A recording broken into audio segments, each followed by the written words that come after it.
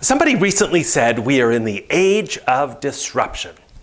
In fact, it was me who recently said it. I just said it now. That was me who said it. Now, maybe you're not completely disrupting everything within your industry or being disrupted totally within your industry, but we are, without question, undergoing a massive amount of change like never before. The pace of change has never been greater. The magnitude of change has never been greater. And as I tell my audiences and clients everywhere, if the pace of change on the outside of your organization exceeds the pace of change on the inside, it's just a matter of time before you're going to be in trouble. So in the age of disruption, in this age of massive change, it has never been more important to build a culture of resiliency. I've got 8 tips on how to do just that. Number 1, we know that open and honest communication, transparent communication builds resiliency. It builds trust. It makes people feel involved and connected, even when you're talking about challenging, serious issues. It doesn't do anyone any good to hide people from the truth, to shield people from uncomfortable truths or challenges your company, your industry might be experiencing. And in fact, we know that people are less resilient in organizations where communication tends to be closed off and not shared because people don't trust what's going on. Rumors love a communication vacuum, so people start gossiping and making stuff up, and that contributes to people feeling less resilient at work. So you need to invest like never before in open and honest communication, which means you need to trust your employees like never before in the age of disruption. And it doesn't mean just talking about everything within your organization in an open and honest way and investing in communication so everyone feels involved and connected. It also means talking about the topic of resiliency openly and why it matters and making sure people feel comfortable bringing up the topic. It means talking openly about the pace of change and the need to change within your organization. Number 2, you need to create a culture of support where everybody feels like they are supported at an emotional level. It's never been more important, which means employees need to know even what training, what resources, what options they have when they are experiencing a lot of stress.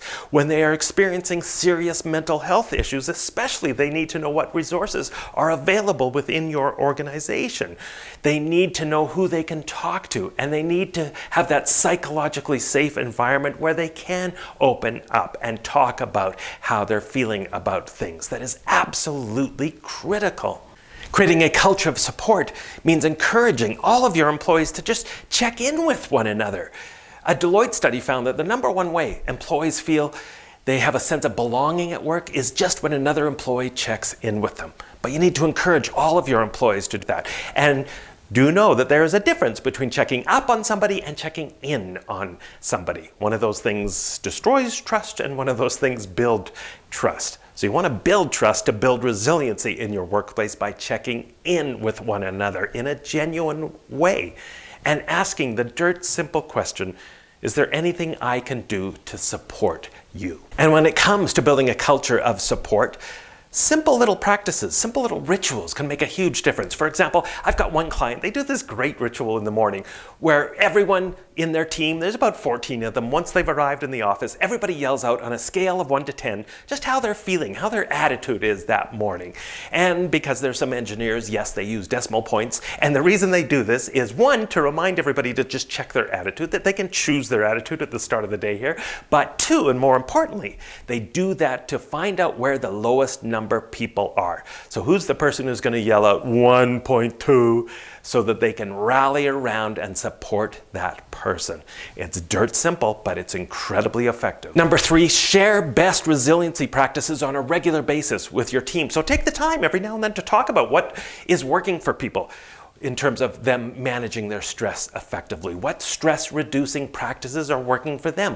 What sleep practices are working for them to help them get a good night's sleep? Because we know that has a huge role in terms of us feeling more resilient. What are people doing to make sure they eat properly and get some physical exercise? All of this stuff ties together to contribute towards us feeling more resilient at an individual level and a team level. And it's another way of showing support to one another. So share best practices on a regular basis. Number 4, more and more organizations are investing in meditation and mindfulness practices.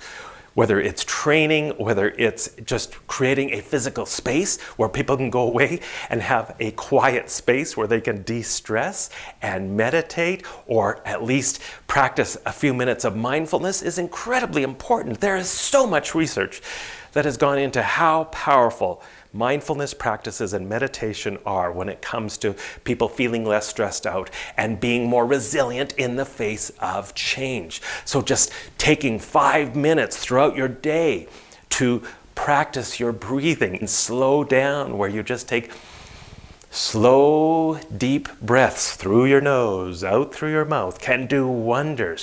Where you just take a few moments with a cup of hot tea or coffee in your hand to truly savor and be in that moment and think about the texture, the taste, the feel of that coffee, to put yourself in the present. Mindfulness practices are incredibly powerful when it comes to building resiliency in any situation, in any workplace. Number 5, create a culture that supports a growth mindset instead of a fixed mindset.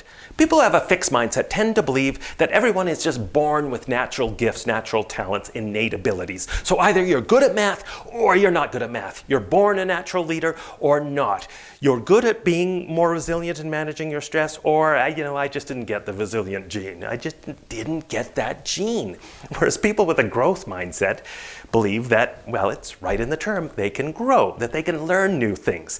They can adapt to new situations. No matter what age they are, no matter what position they are in, they believe that they can learn new things. And people who have a growth mindset tend to view obstacles in a very different way than people who have a fixed mindset. So people who have a fixed mindset, when they encounter an obstacle, a challenge at work, they tend to take it more personally, and they tend to believe that they can't get around that obstacle. Whereas people with a growth mindset don't take it personally. They view it as a challenge, and they view it as something that they can learn to adapt to or get around onto the other side from and experience from. So obviously, people who have a growth mindset in all the research have been shown to be far more resilient in the face of stress, in the face of challenges. So encourage a growth mindset. Talk about what that means. Offer training in how to adopt a growth mindset. And make sure you are recognizing and praising your employees for having a growth mindset. In other words, don't praise them, don't recognize them for their innate talent, because that does them a disservice. Oh, Susan, you're just so good with numbers. You always just rock it. Instead, say, Susan, thank you so much for all that extra effort you put in, all that work you put in for making those numbers work for us, for bringing this report together. So recognize people's effort and not their innate abilities. It's really important that we do that. Number 6, train and coach employees on how to reframe the 3 Ps of pessimism to be more optimistic in the face of challenges and a lot of change. Martin Seligman, who's known as the father of positive psychology, talks about how pessimists tend to view setbacks, challenges through a lens of 3 words that all start with the letter P, hence the 3 Ps. So when something bad happens, it's personal because the universe evolves around me. It's pervasive, in other words, my entire life is ruined, and it's permanent. The rest of my life is ruined. If you have teenagers at home, you probably have some experience with this mindset. Martin Seligman has shown in his research that we can train our brains, that we can actually counter-argue, debate the voices in our head when those negative, pessimistic thoughts arise. We can debate those voices to remind ourselves that no, this isn't permanent. It's not going to affect the rest of our lives. No, it's not pervasive. There's still all of this good stuff that's happening. It hasn't affected our entire company, our entire business, our entire world. And no, it's not personal. So train and coach your employees on how to reframe those 3 Ps to have a more realistic, positive outlook. Number 7, celebrate the small wins and small milestones. It's never been more important when you're experiencing a lot of change to make sure you are building momentum by celebrating the small steps, by celebrating those small wins. That is so important in terms of people feeling more resilient. And all sorts of research shows that even though they're just small wins, celebrating them has a disproportionate impact in terms of what that win actually represents. So make sure you do recognize, that you note the progress that is being made, and that you celebrate it. And number 8, I'm a huge believer in the power of daily intentions. So many inspiring leaders I've interviewed around the world talk about how daily intentions have changed their life. And they're simply this: you write down a few things that you want to work with, and every morning you look at those daily intentions, you review them, you take a few moments quietly at your desk or sitting in your car before you go into the office. And we're talking about resiliency here, so setting some daily intentions around being more resilient. What are you going to do today for your mental health? What are you going to do to laugh today? What are you going to do to make sure you get outside today? Who are you going to check in with today? So set a few that you want to work on. Now here's the key though. What you have to do is at the end of the day, review the list and track your progress and make sure you did commit to those intentions so that you're turning those good intentions into daily habits, into daily practice. And so what about you? What are you doing to be more resilient in your life, in your work? What are you doing in your culture to create a culture of resiliency? Drop a comment in the comment box. Let us know so we can all learn from each other's experience about what's working for you. And as always, if you like the video, be sure you like the video. And if you haven't yet, please subscribe to the Inspiring Workplaces channel. Join our growing community as we continue to talk about workplaces that rock.